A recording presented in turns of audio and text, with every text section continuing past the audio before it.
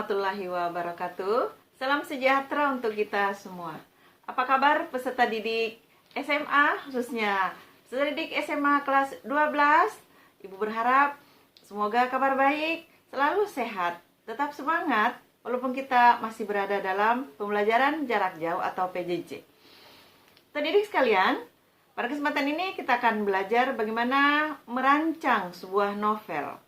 Pada pertemuan yang lalu sudah kita bahas, pelajari bersama tentang isi dan kebahasaan sebuah novel dalam kompetensi dasar 3.4. Pada kali ini kita akan belajar bagaimana merancang sebuah novel melalui beberapa langkah.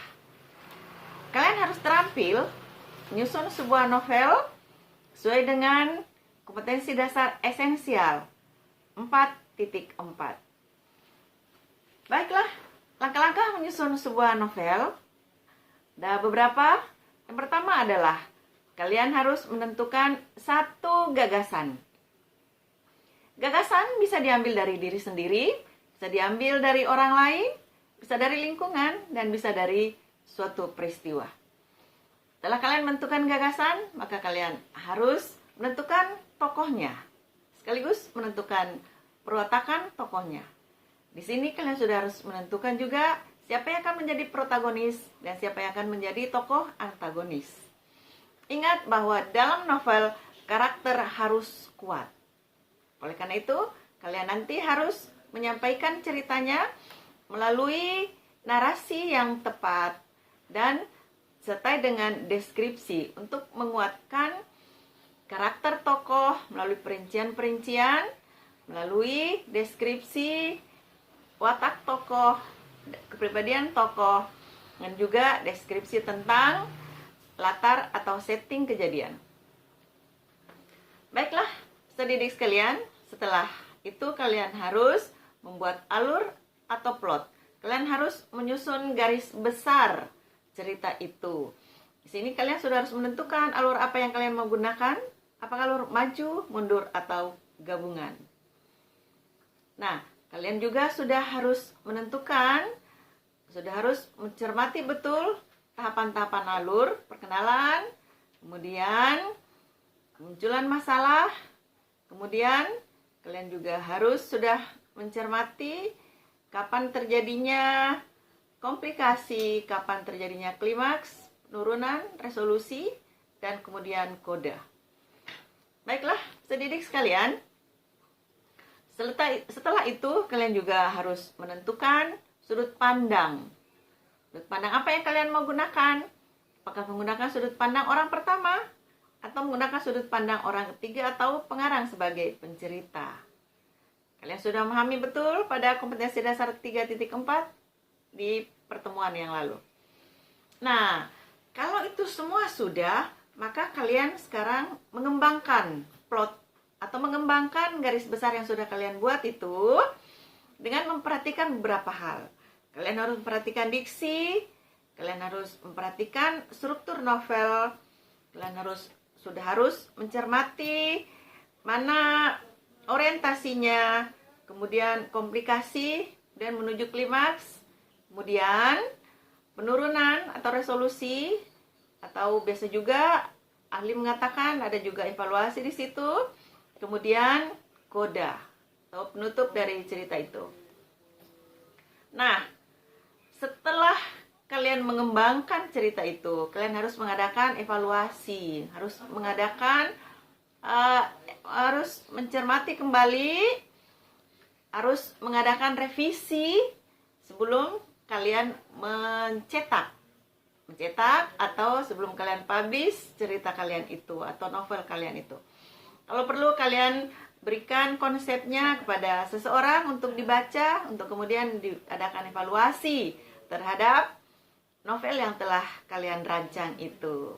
Nah, setelah selesai semua itu, maka jadilah kalian seorang novelis pemula. Baiklah, Ibu akan menjelaskan beberapa hal tentang novel yang ada di sekitar Ibu di sini. Ada di meja ada beberapa novel, kemudian di sini juga ada beberapa novel. Kalian lihat Di belakang Ibu, samping Ibu ini ada beberapa novel. Novel ini adalah novel karya kakak kalian, kelas 12 tamatan tahun yang lalu. Apa sebabnya ada di depan Ibu? Ini karena ketika itu PJJ sudah berlangsung, sementara ini masih belum dikoreksi, sehingga Ibu bawa pulang ke rumah untuk dikoreksi dan nanti akan dimasukkan di perpustakaan atau di gazebo literasi. Nah, bagaimana cara nanti kalian membuatnya sebagai sebuah buku dalam bentuk buku novel yang biasa kalian lihat? Ada dua cara, bisa seperti ini, bisa seperti ini. Nah, kalian buat dalam bentuk seperti buku. Jangan lupa menggunakan logo SMA 84 dan tuliskan juga di bawahnya di sini SMA 84. Tentunya judulnya ya, kemudian nama pengarangnya. Logonya bisa juga kalian tidak tempatkan di bawah, bisa juga diletakkan di atas seperti ini ya. Ini halaman depannya, covernya, halaman judulnya. Kemudian jangan lupa kalian nanti menuliskan kata pengantar ya, ada daftar isi, barulah isi novelnya. Kemudian jangan lupa di belakang dari karya kalian itu, jangan lupa tuliskan tentang pengarang, tentang penulis ya. Kalian masukkan foto, kemudian tentang diri kalian. Itu isinya. Kemudian perlu Ibu sampaikan bahwa tahun yang lalu sebelum pandemi memang hanya satu bentuk, yaitu hanya dalam bentuk buku atau dalam bentuk novel seperti novel yang kalian biasa baca. Tapi ini karena masa pandemi, kita secara jarak jauh, tentunya Ibu juga mengharapkan agar kalian mempublish novel kalian ini melalui media sosial. Facebook, di blog, di Wattpad, atau di media sosial yang lain, mungkin Instagram, atau media-media yang lainnya. Karena kita sekarang ada di era digital. Jadi dalam dua bentuk, itu bentuk buku seperti ini yang kalian lihat, dan juga dalam ya, dipublish di media sosial. Itu ya. Baiklah, hari ini sekian saja penjelasan dari Ibu. Semoga kalian bisa menjadi seorang penulis ya, dimulai dari menulis novel kecil-kecilan, insya Allah akan menjadi penulis besar. Cukup sekian. Oh ya, Ibu nanti akan mengirim juga PowerPoint untuk kalian lebih pahami lagi teorinya.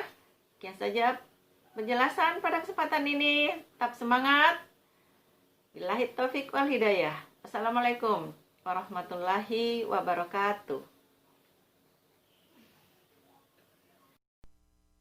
Thank